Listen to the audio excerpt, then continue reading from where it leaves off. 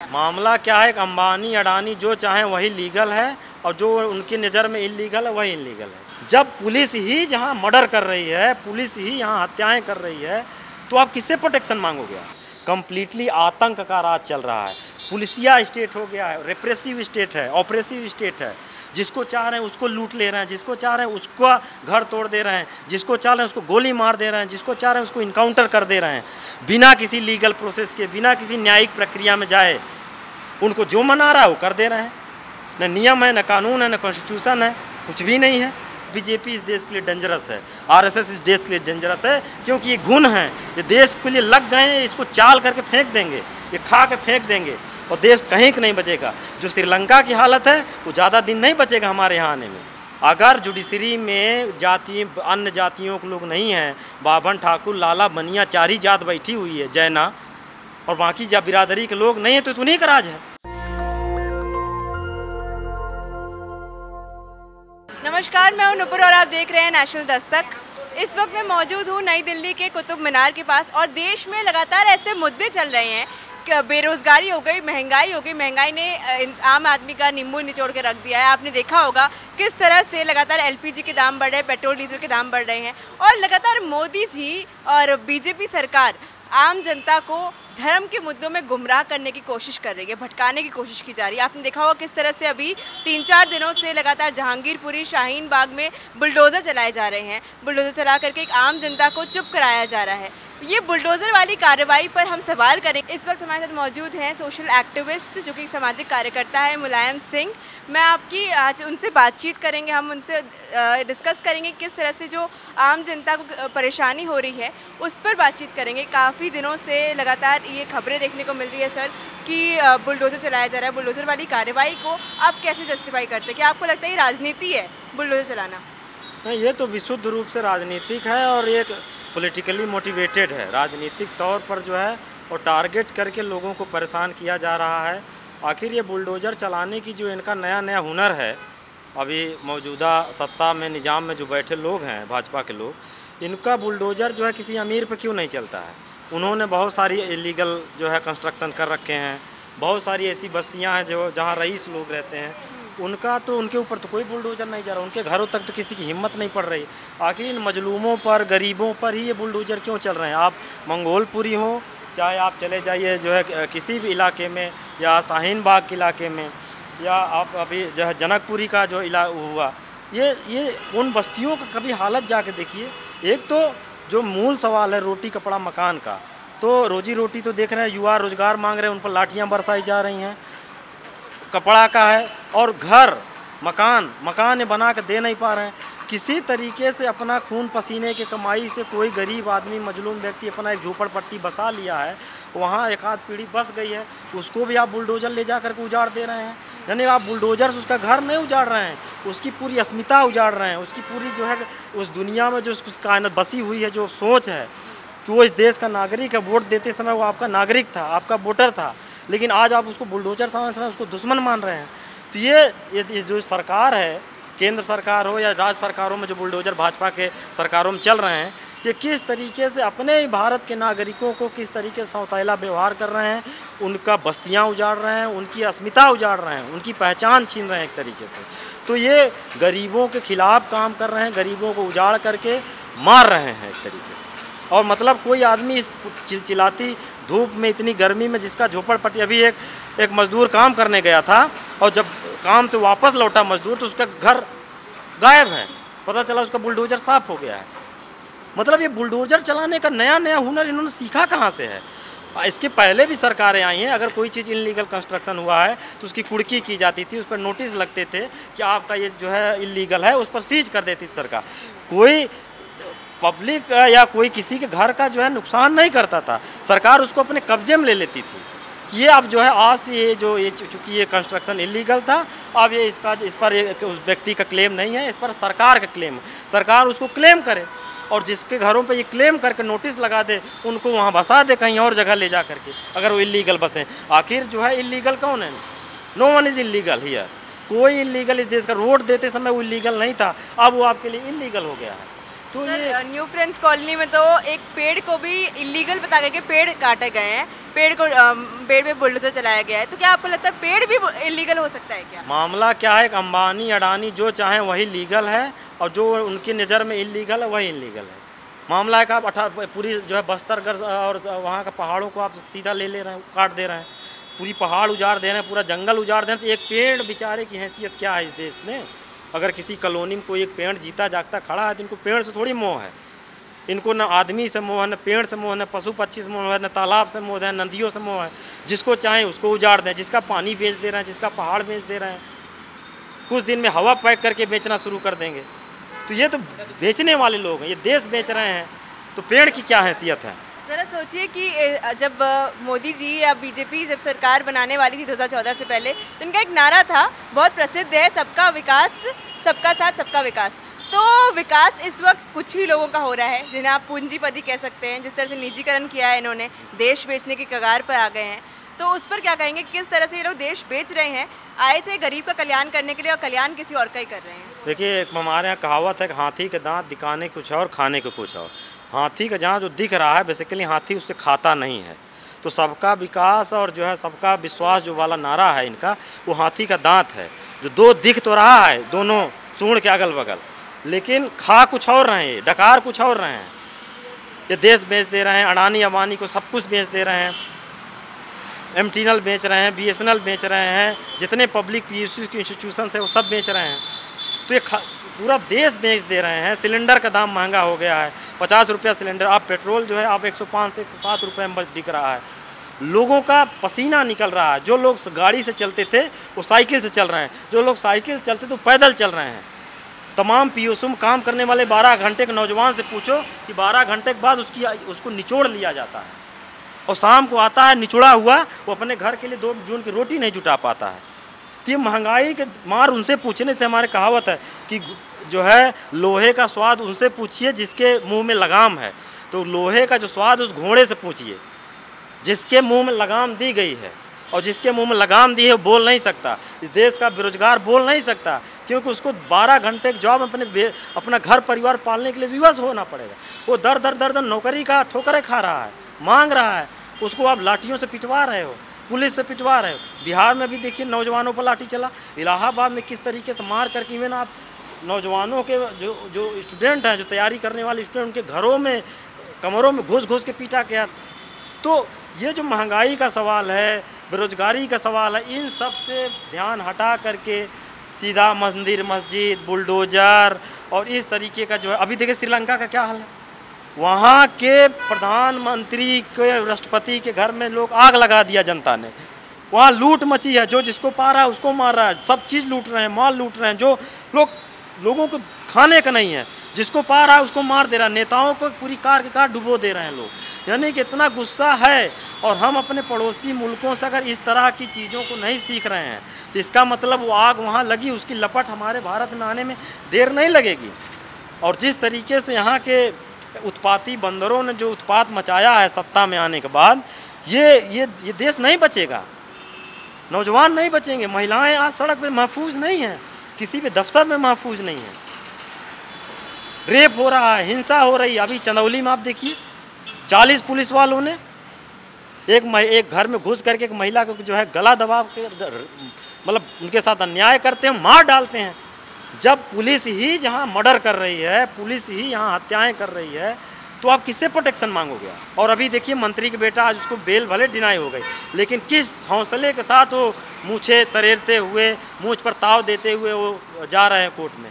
इसका मतलब कि इसमें पूरी तरीके से कास्टिस्ट कैपिटलिस्ट लोगों का नेक्स कम्युनल 3 लोगों का एक नेक्सस है, जिस पर ये पूरा भारत का सत्ता निजाम चल रहा है।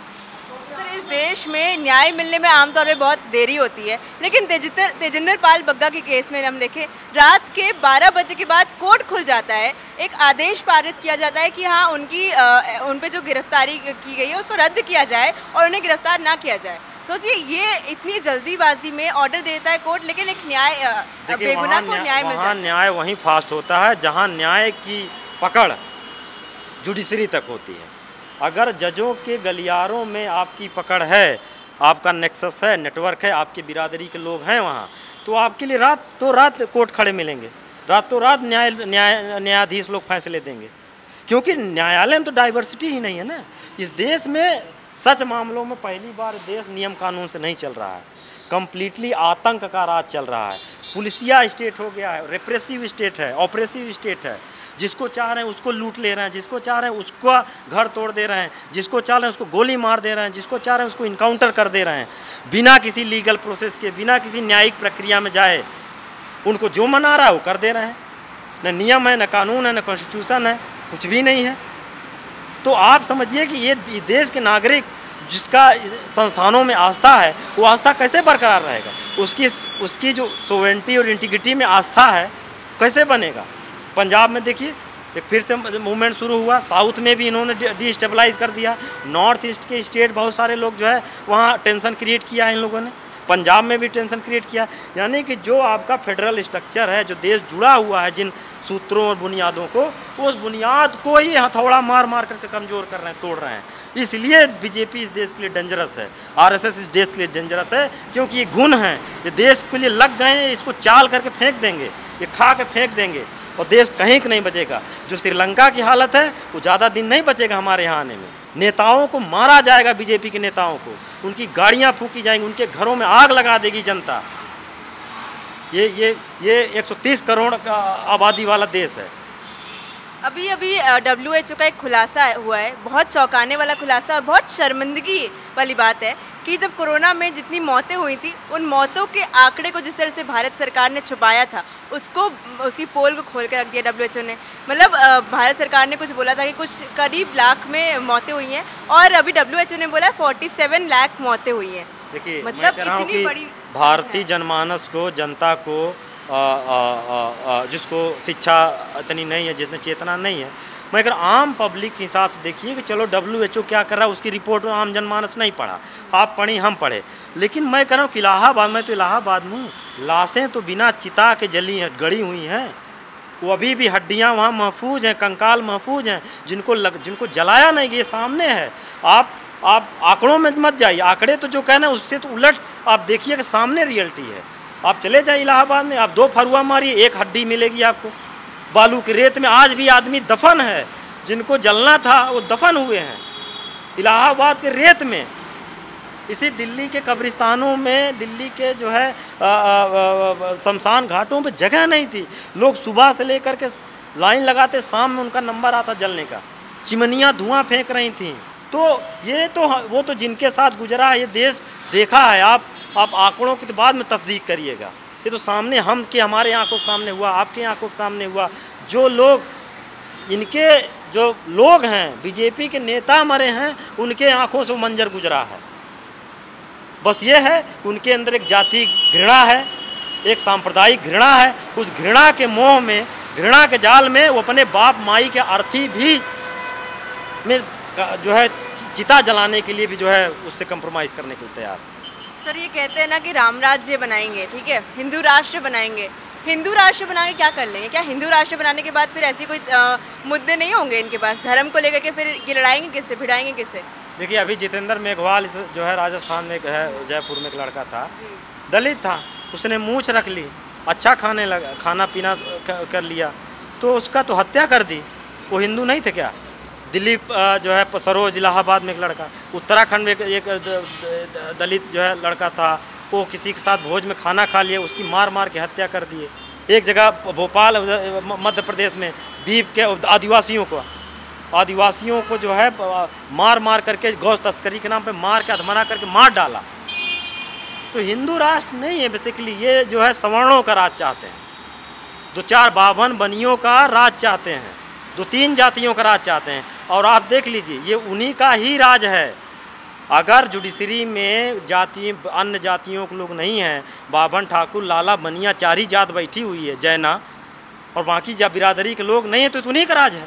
अब IB उठा के देख लीजिए, अब मीडिया उठा के देख लीजिए, ये तो उन्हीं का राज चल रहा है ना। अब आप कौन सा राज बनाओगे? ये राज देश की आज़ादी के बाद तो तुम हो, हर महकमे में तुम बैठे हो, हर एकेडमिया में तुम बैठे हो, विश्वविद्यालय में वाइस चांसलर तुम बैठे बने हो, प्रोफेसर तुम बन के बैठे हो, सारा धंधा पानी, बिजनेस, व्यापार सब तुम्हारा है। गौ तस्करी हो या मीट हो या जो कोई कारोबार हो, सारे कारोबार के जो है मालिक तुम बने बैठे हुए हो। धंधा पट्टा हो, उसके मालिक तुम बैठे हो, आप जो स्पेक्ट्रम हो उसके मालिक तुम बैठे हो, तो सारे मालिक तो तुम बने बैठे हो। इस आम आदमी को मिल कहाँ रहा है इस देश में? आरक्षण के खिलाफ है क्या ये सरकार इस देश में, जहाँ SC ST OBC के हिंदू हक की राज बात की आती है? संकल्पना मतलब सवर्ण राज की संकल्पना, सवर्ण राज की संकल्पना मतलब संभूकों का वध करना, एकलव्यों का अंगूठा काटना और आरक्षण जैसी चीज़ों को ख़त्म करना, ये उसी का जो है जो विधान है। हिंदू राष्ट्र के विधान में आरक्षण है ही नहीं, इसलिए ये आज अंबेडकर का नाम लेकर के अंबेडकर की हत्या कर रहे हैं। सर इनके आदर्श तो गोडसे हैं। मैं कह रहा हूँ कि हिंदू राष्ट्र का जब भी कोई आदर्श होगा तो गोडसे होंगे, सावरकर होंगे। इस देश का बहुसंख्यक आबादी 90% ST ST OBC माइनॉरिटी के लोग नहीं होंगे। तो इसलिए बाबा साहब ने पुरजोर मुखालफत की थी कि किसी भी कीमत पर इस मुल्क को समाजवादी सेकुलर राष्ट्र ही बनाए रखना है। किसी कीमत पर अगर कोई हिंदू राष्ट्र बनाने की चेष्टा भी करे, कोशिश भी करे, तो उसके खिलाफ हर व्यक्ति के इस देश के नागरिकों को खड़ा हो जाना है। नागरिक कहने का मतलब मेरा है हर जात बिरादरी के लोग, क्योंकि वो ब्रूटल स्टेट है। उसमें दलितों के लिए कोई जगह नहीं है, अल्पसंख्यकों की कोई जगह नहीं है, अन्य पिछड़े वर्ग के लिए कोई जगह नहीं, आदिवासियों की कोई जगह नहीं। उसमें उनका कत्लेआम लिखा हुआ है, उनकी मौत लिखी हुई है, उनको गुलामी लिखी हुई है। इसलिए हम ऐसा कोई राज नहीं चाहते हैं। एक आखिरी सवाल, नेशनल दस्तक के माध्यम से आप जितने भी बहुजन हमारे व्यूअर्स हैं उनको आप क्या संदेश देना चाहेंगे कि आज जिस तरह की जातिवाद बढ़ता ही जा रहा है, अब दिख भी रहा है, क्योंकि पहले दिखते नहीं थे क्योंकि उसके केसेस कोई दिखाता नहीं था, अब हमारे जैसे कुछ चैनल्स हैं जो अपनी आवाज़ उठा रहे हैं बहुजनों के ऊपर जो अत्याचार हो रहा है, तो आप कुछ क्या मैसेज देना चाहेंगे? देखिए, जो लोग ये सोच करके खामोश हैं कि अभी तो हमारे पड़ोसी के घर में आग लगी है, हमारे यहाँ आने में या हमारा घर तो नहीं जल रहा है, तो समय नहीं लगेगा। वो आग आपके घर में आज किसी और की बहन बेटियों के साथ हो रहा है, रेप बलात्कार, कल आपके बहन बेटी के शिकार हो जाओगे। तो आपको जब तक वो आग आपके घर पहुँचे, हर व्यक्ति का ये दायित्व है जो आपके चैनल के माध्यम सुन रहे हैं कि जहाँ किसी के साथ अन्याय हो, शोषण हो, आप हक की दावेदारी करिए। देश का संविधान जो कहता है, उस संविधान में जो प्रोमिसेस दिए गए हैं हर कम्युनिटी के, उस कम्युनिटी को अपने प्रोमिसेस को लेने के लिए आगे आना चाहिए और किसी भी कम्युनिटी पे अत्याचार जुल्म हो उसके खिलाफ बोले, ताकि आप जब किसी दूसरे के जुल्म के पर जो हो रहा है उसके बोलते हैं तो कल आप पे होगा तो आदमी होता है। ये इंसानियत का तकाजा है, उसका संबंध ऐसे है। आपके दुखों में हम शामिल होते हैं, हमारे दुखों में आप शामिल होते हैं, आपके सुखों में हम शामिल होते हैं। ये दुख और सेलिब्रेशन में एक दूसरे के सहयोग से ही इंसानियत बची है और देश भी बचा है। तो ये जो लोग हमारे नेशनल दस्तक से सुन रहे हैं कि कल को अगर लग रहा है दलितों का हक छीना है तो OBC शांत रहेगा, तो कल को OBC का भी छीना जाएगा, तो दलितों के मुद्दे पे OBC को बोलना पड़ेगा, OBC के मुद्दे पे दलितों को बोलना पड़ेगा, आदिवासियों के मुद्दे पे सबको बोलना पड़ेगा, माइनॉरिटी के मुद्दे पे सबको बोलना पड़ेगा, ताकि इस देश को बचाने का मतलब है हर वर्ग के लोगों को बचाना। हर वर्ग के लोग महफूज रहेंगे, उनका रोजी रोटी बची रहेगी, इज्जत मर्यादा बची रहेगी, उनके घर की बहन बेटियों की इज्जत आबरू बची रहेगी, सब जो है न्याय और प्रतिष्ठा के साथ काम मिलेगा उनको। यही इसकी कोशिश करिए, तभी देश की तरक्की है, नहीं तो हमें श्रीलंका बनने में वक्त नहीं लगेगा। तो ये थी हमारी बातचीत। तमाम देश के जो मुद्दे हैं, बेरोज़गारी, महंगाई से लेकर के जितने भी मुद्दे, ज़रूरी मुद्दे हैं, उस पर हमने चर्चा किया। कैसी लगी हमारी बातचीत आप हमें कमेंट बॉक्स में ज़रूर बताएं। इस वक्त मैं मौजूद हूँ कुतुब मीनार में कैमरामैन आशीष के साथ। धन्यवाद। नेशनल दस्तक की आपसे गुजारिश है कि अगर इसको बचाना चाहते हैं तो नेशनल दस्तक को सब्सक्राइब करने के लिए रेड कलर के सब्सक्राइब बटन को दबाएं, फिर बेल आइकन की घंटी दबाएं। नेशनल दस्तक को बचाने के लिए बहुत जरूरी है कि हर खबर को शेयर करें, लाइक करें, कमेंट जरूर करें।